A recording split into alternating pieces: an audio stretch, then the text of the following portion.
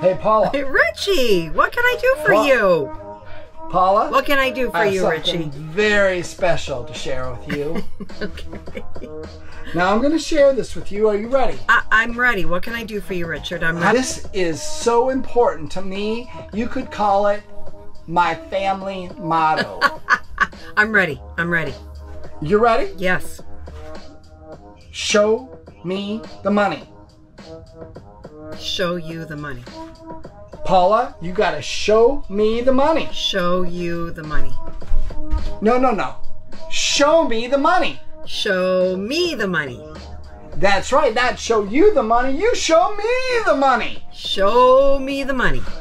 Show me the money. Say it with me now. Show me the money. Show me the money. Show me the money. Show me the money. Who's your daddy? You're my daddy. Who's your little Italian stallion boy? You are my little Italian boy. And what are you going to do, Paula? Show me the money. Show me the money. Show me the money. Congrats, Paula. You get one more year of cruising.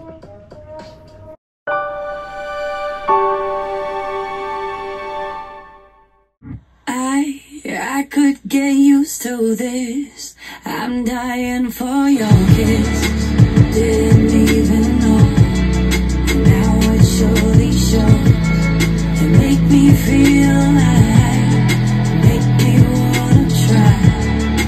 Won't give up this fight. You're the reason why I'm sinking into it.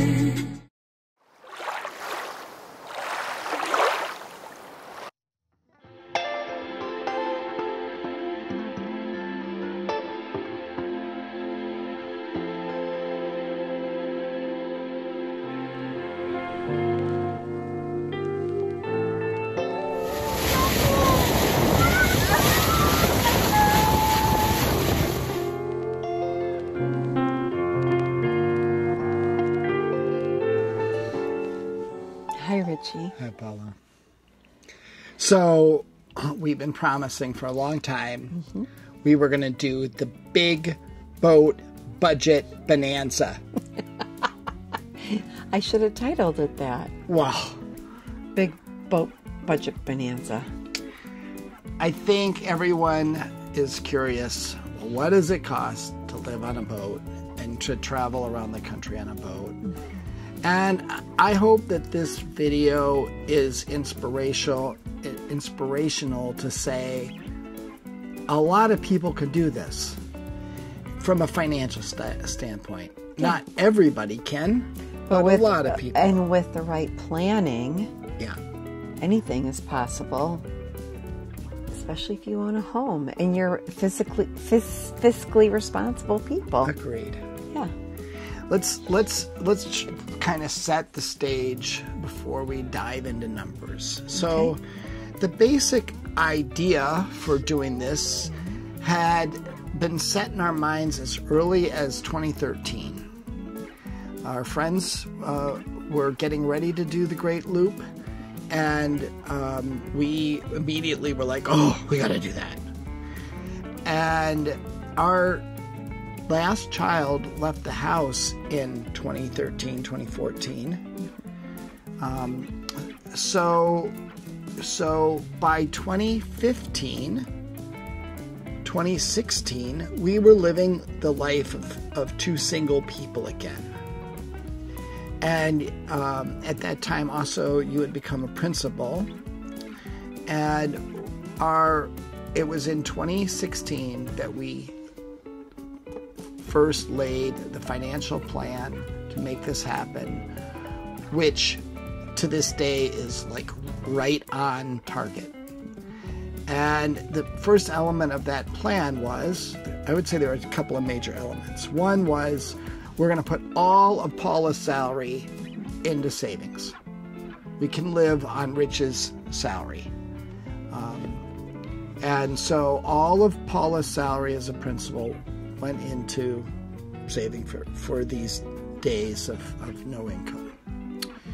I think the other major tenet of the whole thing was, we are not going to own a house.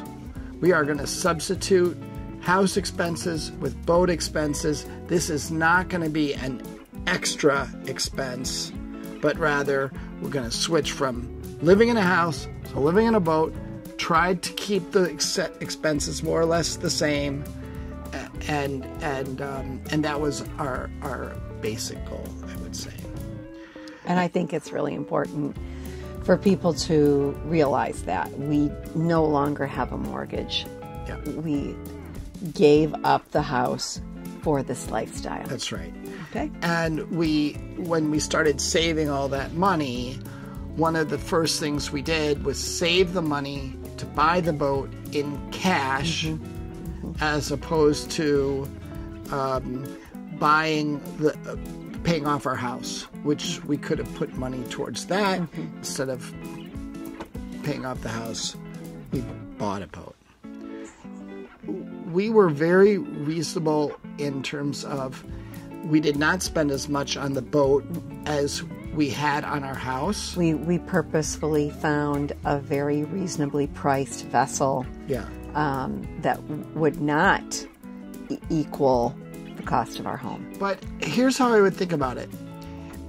A house, you name the number, if you want to maintain a house, it's going to cost X thousands of dollars a year to maintain it.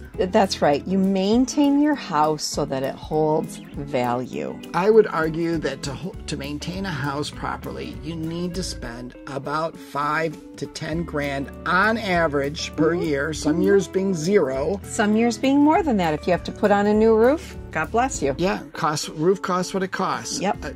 Someday that new kitchen has to happen. People spend $20,000, $30,000, $40,000 on kitchens all the time. Right. So in 5 years, we spent this $100,000. You divide it by 5, it was about $20,000 a year. And frankly, as we go forward, that's our maintenance plan for this boat, is about $20,000 a year. A lot goes wrong with the boat. And again, like with the house, we want to maintain the boat to maintain the value of the boat. Yeah. So you can do it. It took a lot of planning. It was a good 10-year process of planning and preparation. You don't need to do it that way. You can buy a boat that's much cheaper and do it. We bought a boat that, let's say, if you buy an old trawler, you've got an advantage. You might only have one engine, and it doesn't have turbos, and you don't have to worry about that. And as you will see, as we get through the nitty gritty of this budget, you could do the same thing we just did on a trawler. Yeah, no problem. Yeah, be great. Yeah, be great. Be fantastic. So, pick your poison. Yeah, you ready to get into it? Let's get into it. Okay. So, we are dividing our budget into basically 2 quarters. The third quarter of 2024 and the fourth quarter of 2024. They were different, and money flowed in different ways in different places. And we'll hopefully show you that today. Yeah. In the third quarter, we traveled from Grand Haven we ended up Labor Day in New Jersey.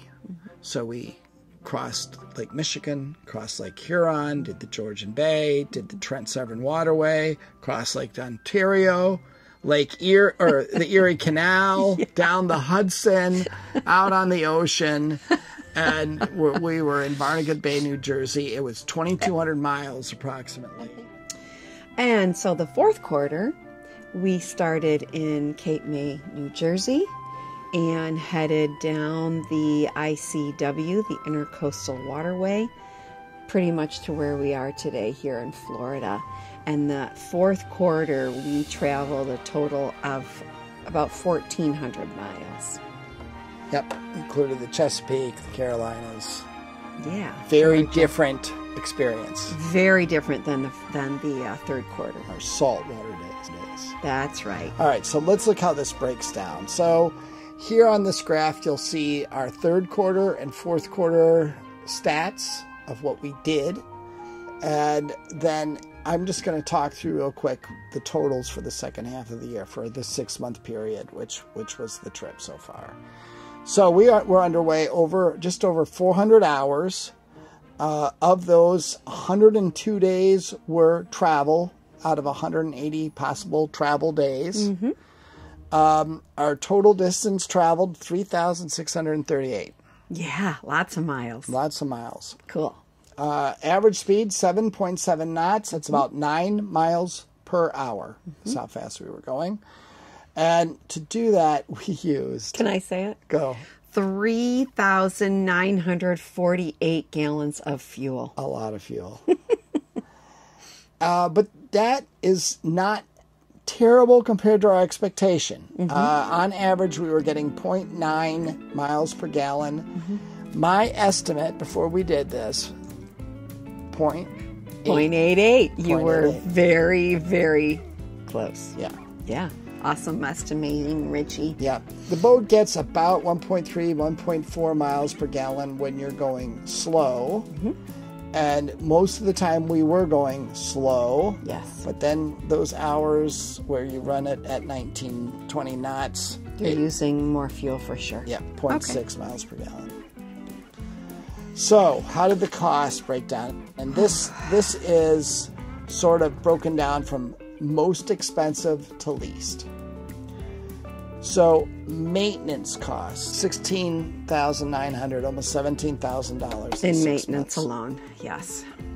So closely following behind is fuel, $16,406, and that expense, that is pure on top expense. Yeah. And we had our eyes wide open going into this venture. We knew. Do you remember what you had budgeted for fuel? About $17,500. Yeah. So again, good job, Richie. You know, and the only way to reduce that would be to get a slower boat. Yeah. Get a trawler, get a sailboat. That's right. You could drop that down, I'm sure, to 6. Yeah, whatever. By a long shot. Or don't ever hit the throttle, which I am not mature enough to do. But overall, we spent about $12,000 in marina and overnight costs. Divide it by 6. That's $2,000 a month. On average, if you think about what is your mortgage, what does it cost to rent a 2-bedroom apartment? Yeah, right. Somewhere. Right. It's probably less than $2,000 a month for some places and more in other places. And I want everyone to realize that we planned, especially this first year, to live as nomads. We were moving every day or close to it. Yeah. And so we knew that we were in for high marina and high fuel costs. Yeah. We planned on that, especially for this year. The longer you stay at a marina, typically the less expensive it is. So when you're going as a transient for 1 or 2 or 7 nights, you're going to pay more than if you're there for a month or a year.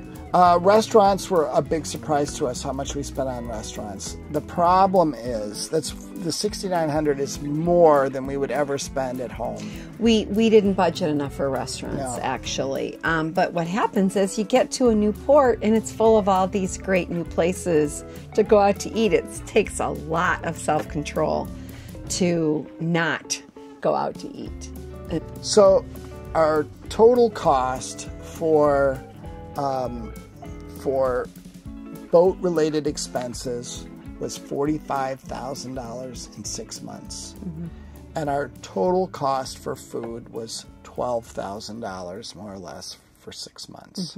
And I think that when I did the budget, my plan for total year boat costs was $85,000 all in.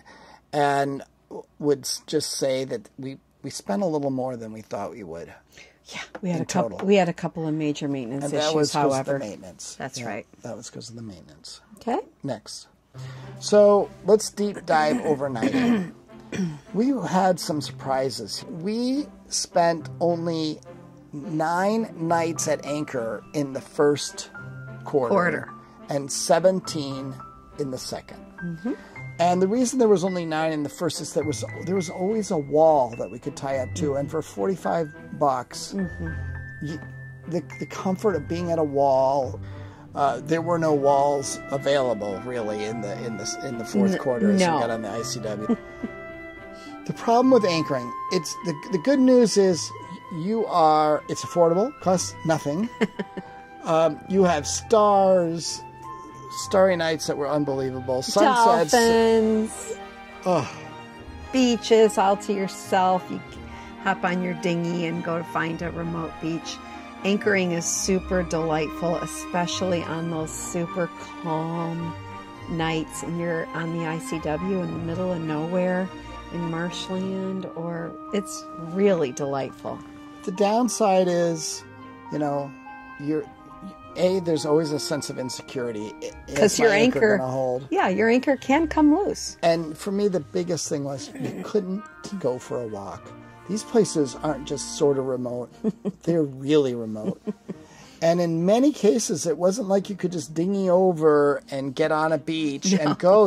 Especially on the ICW, you had, huge tides. And that dinghy, you're not going to leave it tied up when it's dark outside and go for a nice long walk. No. You're not. You find yourself at anchor, often trapped on the boat. And those are the days where you look at your steps that you had for the day, and it's like, 7 steps. Oh boy, okay. I got a lot of movement today. Yeah. So, mooring ball was, I thought, much better. We didn't have that many opportunities to do it. There were 11 instances in total, but I'd do it every time I had a chance.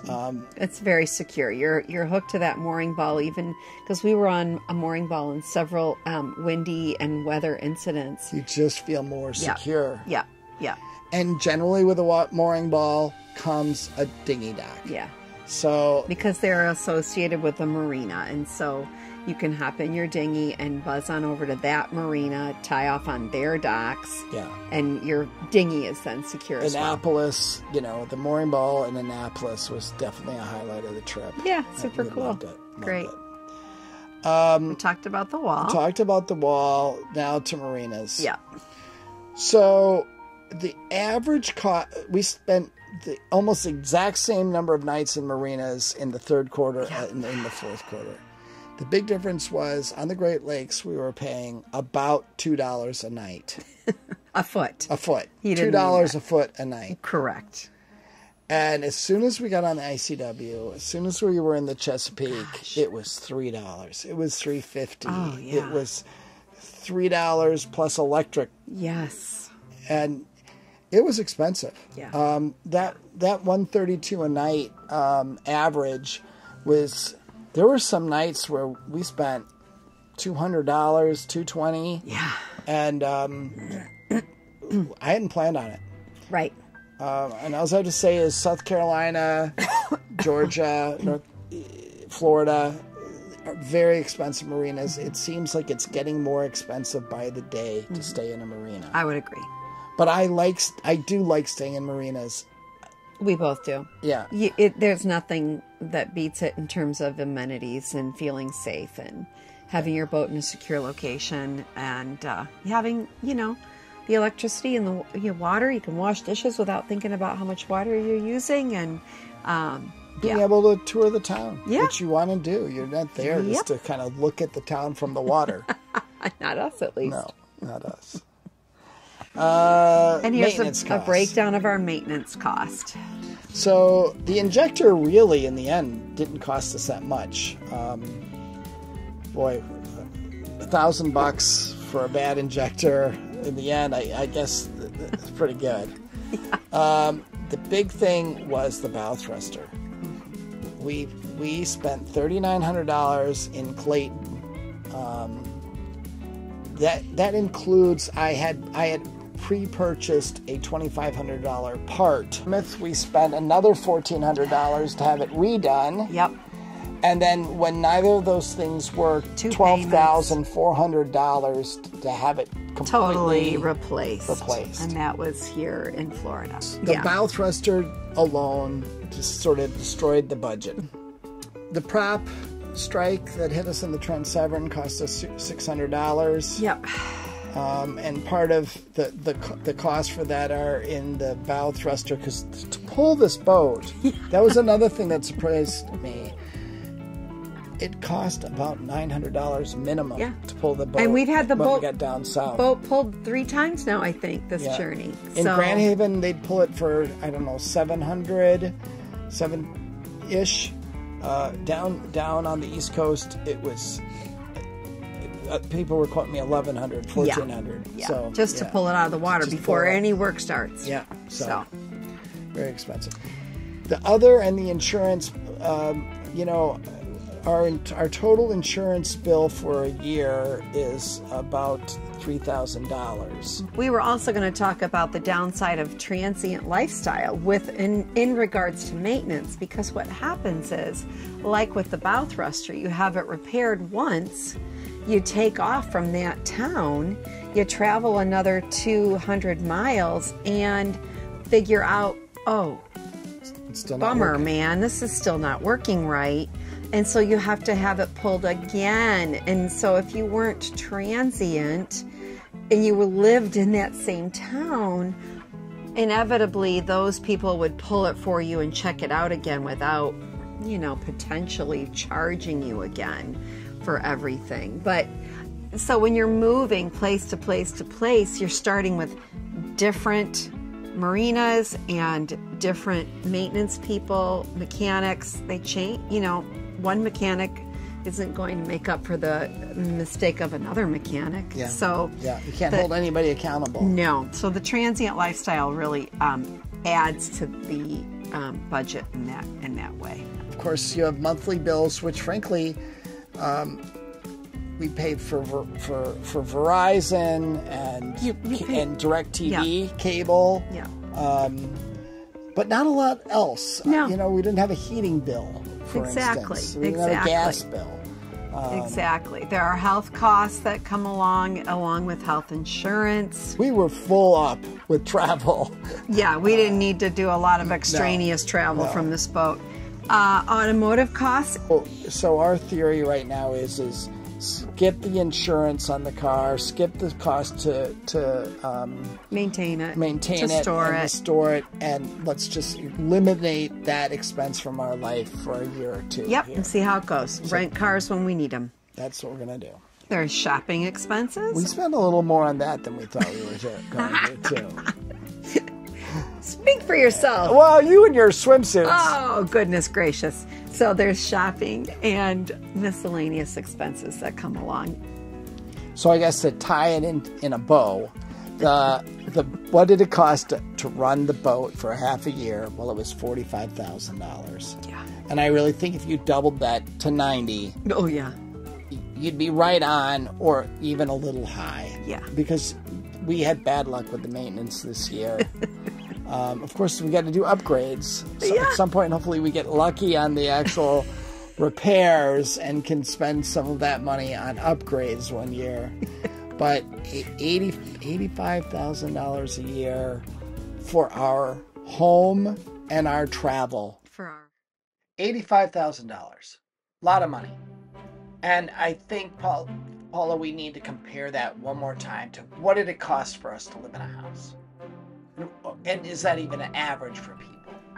So we made this last chart to help make that more clear. In boat life, we've already talked about it. Total year expense, about $25,000. Fuel, $30,000. It's huge. $26,000 on slip fees for a total of about $85,000 in a year. How does that compare to living in a home? Well, for us, anyways, maintenance costs, including all the trips to Home Depot in a month, including the big things that we did every other year, and the new roof, and the gutters that were needed to be done, and blah, blah, blah, about $8,000 a year. That's what we're guessing was our average. Electric, the utilities were about $3,000 a year. Somewhere around almost $300 a month.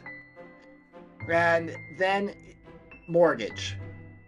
And our mortgage was about $2,000 a month, including taxes and insurance.